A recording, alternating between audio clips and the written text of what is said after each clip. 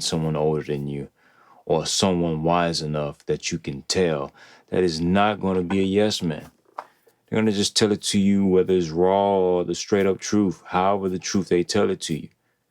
You need to also humble yourself and be able to receive what it is that they tell you and then evaluate it.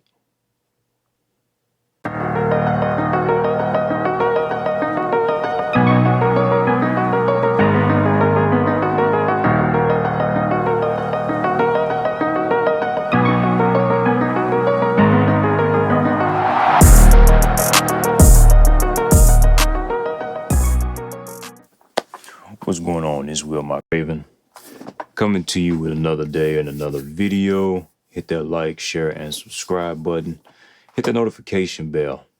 Leave a comment as well. All those things would be gladly appreciated. And without further ado, I'm going to jump right into this. How good is your circle? As a man, you need to have a very good concrete circle. You should have someone in your circle that you can actually talk to and discuss things, run it by them. That way, you do a constant self-evaluation and a self-improvement. And if your circle, you can't tell the truth, and they turn around and evaluate you and say, no, that's not it, or that's it, or tweet this and tweet that, you need to change it. Because the way you get better is to have someone wise as you or wiser than you around you. And as I always say, most of my people that's in my circle, they're all at least 10 years older than me. I don't keep individuals that's roughly my same age around me. There's only one that's my same age as me. Anybody that's younger than me is kind of like mentoring, teaching, stuff like that. And they've decided to gravitate to me and to gain advice and learn and glean from me. But my circle, those are individuals that's older than me. I want individuals that's older than me because it allows me to sharpen my tools. It allows me to see things from a different vantage point of their vantage point, which is more or less around 10 years advanced in time than me. So they're going to look at it through a different perspective whenever it is that I say something or do something. And when they do come to me, it's like I can give them good sound advice because not only am I going to look at it from my point of view, I'm going to look at it from as if I was their age and their point of view and that time period, because I've spent so much time with them, like practically the majority of my life. I kind of know how they would think in that situation.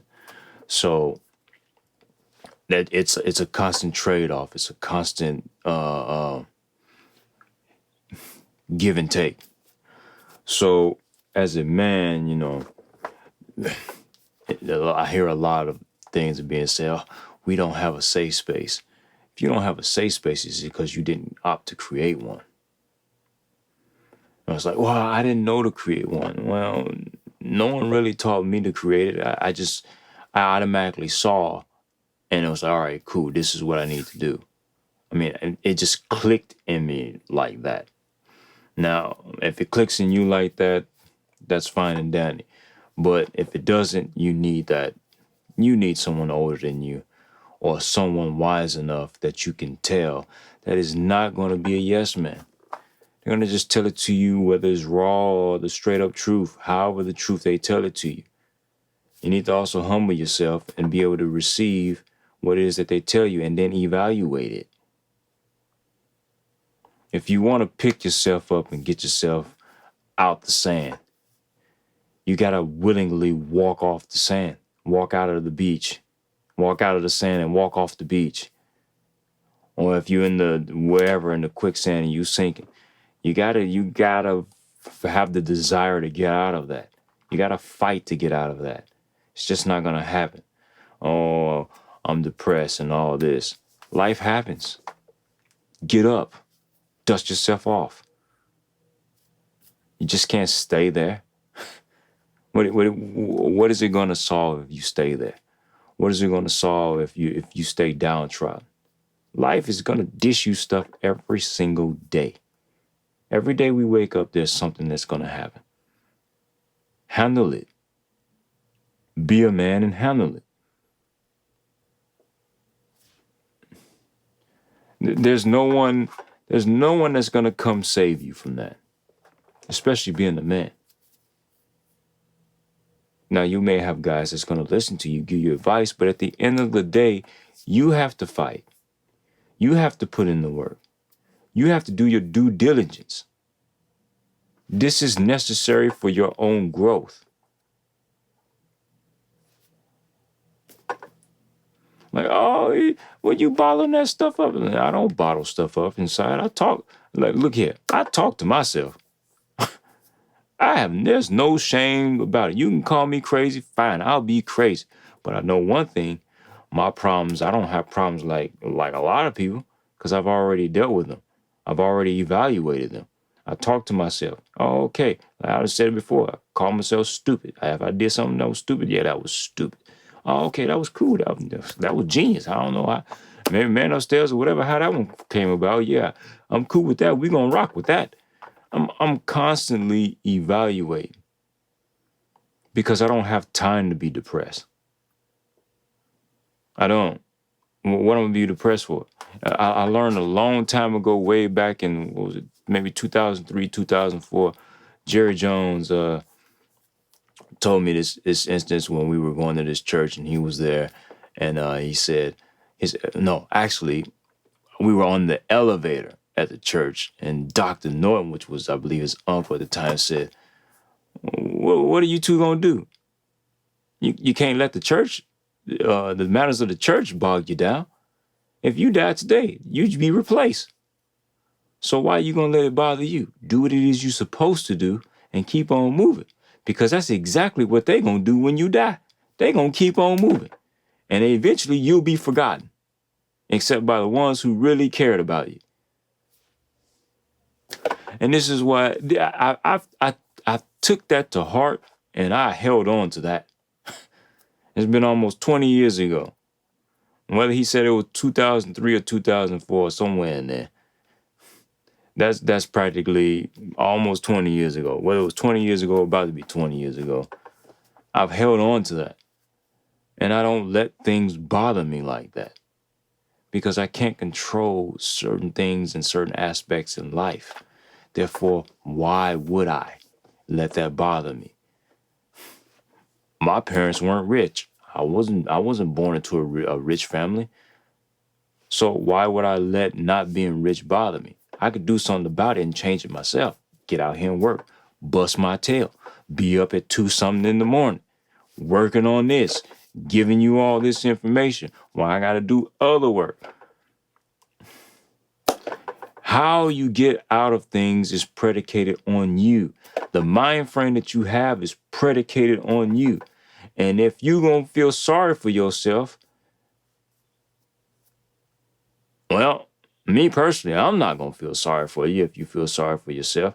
May give you a few words, but I'm not finna make you get down there and drink the water. You got to do that. Why remain in a place to where you're downtrodden? Well, like I say, the only thing that should technically make you like that depressed is losing a loved one. That's it. Death is uncontrollable. And even when you read in the scripture, even Jesus wept when it came to death. It's unescapable. You can't escape that. No matter how much you knew that time was coming, your body's going to react. Whether you want it to or not, it's just going to do it. So outside of that, I generally say you really shouldn't have any reason to be really depressed about, because everything else you can practically change. You can't change when someone dies. You have no control over that. You can change your money. You can change your status.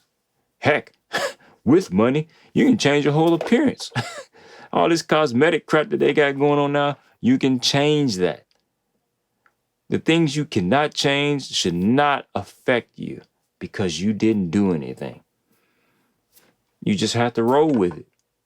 You play the cards you're dealt with, and you make the best of the hand, and you evaluate that hand, and you pay attention, and you remember what hands they had previously before, what hand you had previously before. This ain't the rules of casino where they they say, well, you can't count cards. No, the heck you can in life. You better be counting them cards. Count them joints. This is a game of life where you get one opportunity. Count the cards. Pay attention. If they say the game is rigged, well, then you rig it in your favor. You do everything in your power to make sure you coming out on top. You winning. Because there are going to be some things that hit you, and you have to be prepared for this. Not getting depressed about it. Not feeling sorry. Because people are not going to feel sorry for you. They may feel sorry for a split moment, but then after, especially for a man, it's like, oh, well, you lazy? Well, you can't do such and such. They're going to start formulating opinions. You can control those opinions by what you do. So get out here, do the work, man. Do the work. Do the work on yourself. That's number one. Work the vision. I'm going to always tell you, work your vision. Work your plan. It's imperative. It's who you are. It's who you're destined to be. Do what it is you need to do. No one's going to do it for you. Dust yourself off. Pick yourself up. Put your boots on. Get out here and do the work. And with that being said, it's WillMyCraven. Y'all have a wonderful year, wonderful life. Hit that like, share, and subscribe button. Make sure you hit that notification bell. And fix your face, fix your spirit, because you need to be about your business. And with that being said, be easy.